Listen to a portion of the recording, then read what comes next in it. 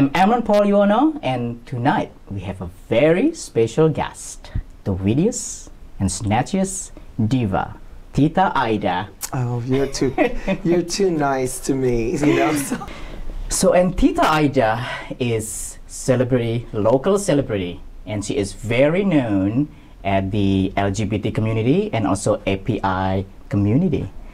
Tita, I know you are so known here in San Francisco, and I'm very glad to get to know you, and I think the world should know who you are. Oh, wow. Well, thank you for the opportunity, and thank you for your kind words.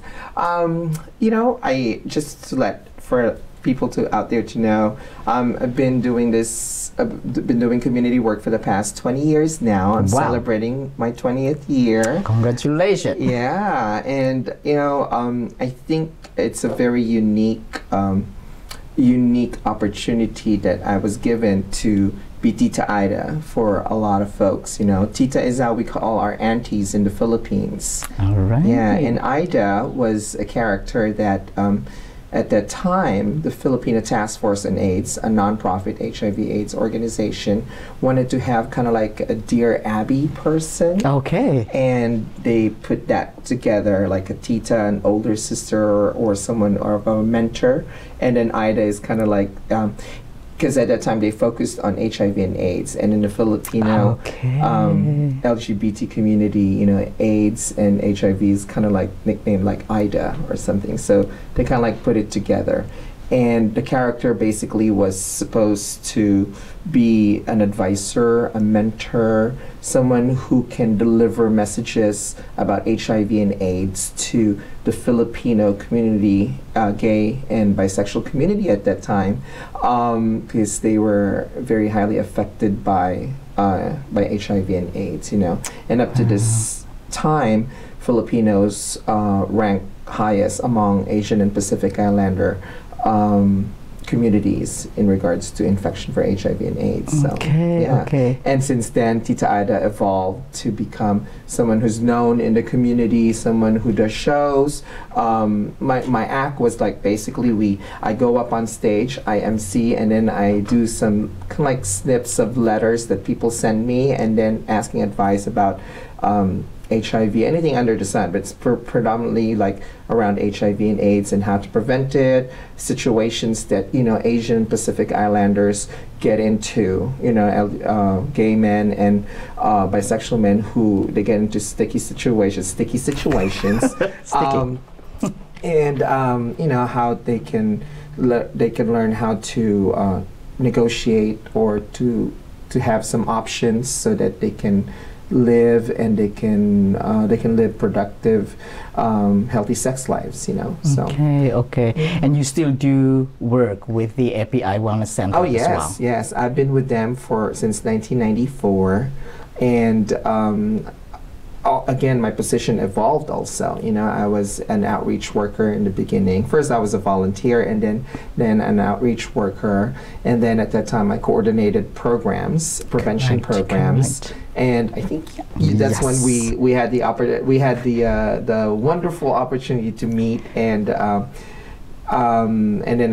they kind of like it's a slow climbing of, you know, getting to a certain position. So now I supervise programs that does HIV prevention for the transgender community. Well, for those who doesn't know what is API stands for, it's Asian Pacific and Pacific Islanders. Correct. And they do a lot of what kind of service that you do? We're celebrating our 25th year now of service to the Asian and Pacific Islander, LGBT, and greater API community around HIV and AIDS, and it's a nonprofit organization that's based here in San Francisco that does that work. We do prevention, we do education, we also do direct services. And what direct services mean is that we provide case management for people, Asian Pacific Islanders, who are directly infected or living with HIV and AIDS. You know, so,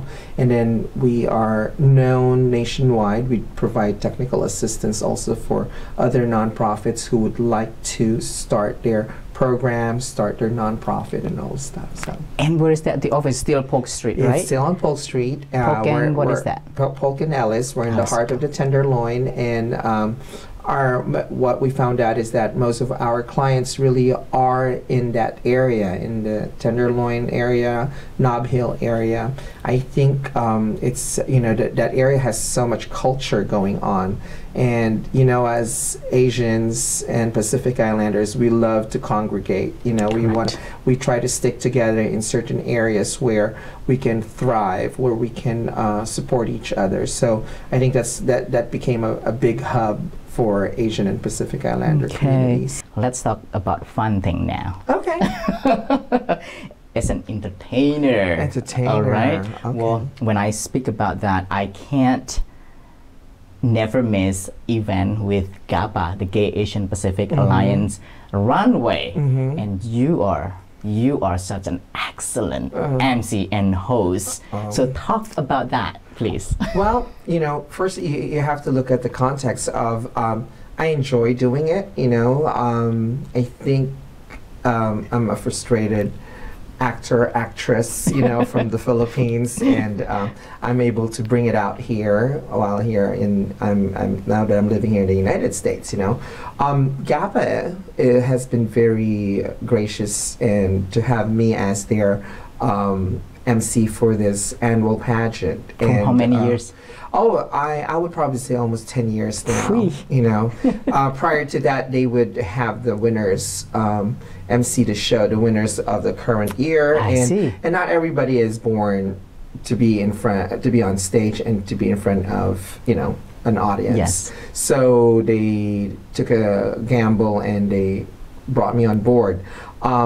Believe me, if there's anyone who's getting the best out of it, it's me, because it is the perfect platform where we Asian Pacific Islanders, can be who we are, make mistakes, will succeed, in telling people who we are and all this stuff, and it's fun, I ever since I started that emceeing that show, I always get the bios on the day of, because I want to be surprised. I want to know the names, I want to know their interests, I want to know how I can really have fun with them, so that it's really more like I'm getting into it, like with them.